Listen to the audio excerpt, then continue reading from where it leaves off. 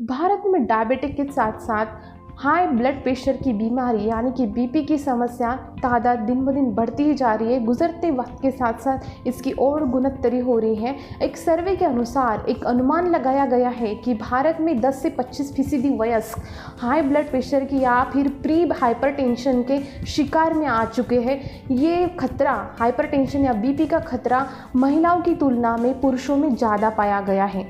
हालांकि अच्छी खबर ये है कि इसकी जो दवा है बाज़ार में ईजिली अवेलेबल है और अच्छे से इसका कंट्रोल हम दवाइयों के जरिए हम इसको कंट्रोल में ला सकते हैं।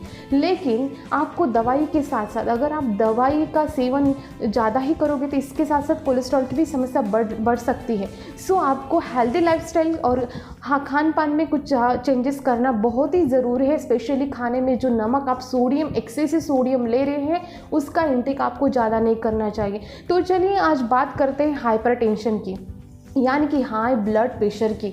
अमूमन जब 120 इसका जो सिस्टोलिक एंड डायस्टोलिक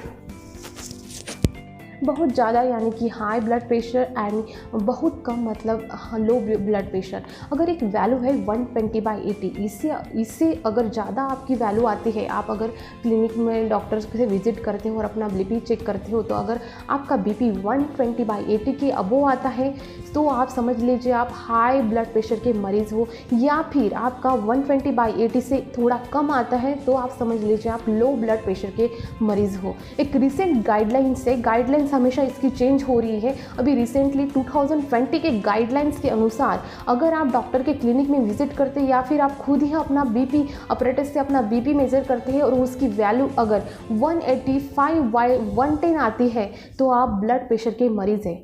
या फिर आप फ्रिक्वेंटली 2-3 बार अगर 2-3 या 4 बार अगर आपका ब्लड प्रेशर आप मेज़र करते हो उसमें अगर आपकी वैल्यू 135/85 अगर आ रही है और कांस्टेंट रीडिंग है तो आप समझ लीजिए कि आप हाई ब्लड प्रेशर के मरीज़ बन चुके हैं।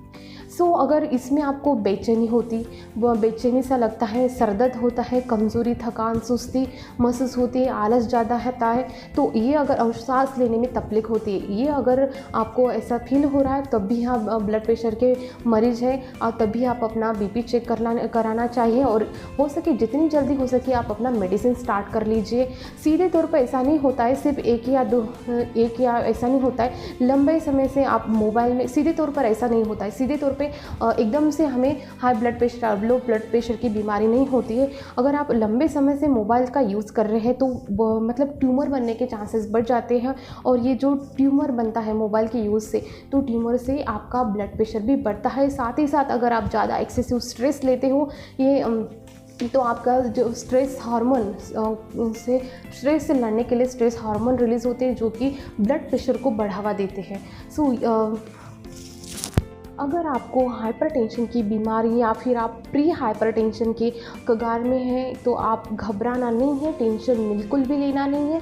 आप फटाफट जाके अपने डॉक्टर से कंसल्ट कीजिए, मेडिसिन तुरंत ही स्टार्ट कीजिए और जो मैं बताऊंगी ये बहुत ही ज़रूरी, आप इन 2 चीज़ों का इस्तेमाल बिल्कुल भी ना करें या फिर बहुत ही कम कीजिए। वो 2 चीज़ें ऐसी हैं, नमक और ऑयल यानी कि तेल। इन सब को आप कट आउट कर दीजिए या फिर बिल्कुल ही न के बराबर ले लीजिए। एक एक्सपेरिमेंट मैं आपको बताऊंगी। आप 5 दिन के पहले अपना वेट मेज़र कर लीजिए, उसके बाद आप 5 दिन बिल्कुल भी नमक मत लीजिए, किसी भी चीज़ में आप नमक मत डालिए या फिर नमकीन कोई भी चीज़ मत खाइए। उसके बाद आप अपना वेट मेज़र कीजिए 5 दिन के बाद, लेकिन ध्यान रहे आपको नमक बिल्कुल भी नहीं खाना है। तो 5 दिन के बाद आपको महसूस होगा कि आपका वेट थोड़ा बहुत तो भी कम हुआ है। ये क्यों हुआ है? बल्कि इससे आपका चर्बी या फिर फैट जो है बॉडी का वो कम नहीं हुआ है, तो ये हुआ है नमक के कम यूज़ से। नमक से आप बीपी भी सामान्य कर सकते हैं और अगर आप नमक ना ही यूज़ किए तो आपका वेट भी कम हो सकता है। ये जो आप बीपी से परेशानी, बीपी में एक्चुअली क्या है, ब्लड प्रेशर में सोडियम की मात्रा कम करना है हमने को, और पोटेशियम की मात्रा हमें बढ़ानी है। पोटेशियम किससे मिलेगा? जो भी नेचुरल वेजिटेबल से नेचुरल फूड है, इनमें पोटेशियम रिच रहते हैं ये, और इनमें सोडियम की मात्रा बहुत ही कम होती है। जैसे वेजिटेबल्स है, फ्रूट्स है, इनका सेवन आप ज़्यादा से ज़्यादा कीजिए। अकॉर्डिंग 70% जो भी आपका डाइट है उसमें से 70% आप ये नेचुरल फूड का इंटेक कीजिए।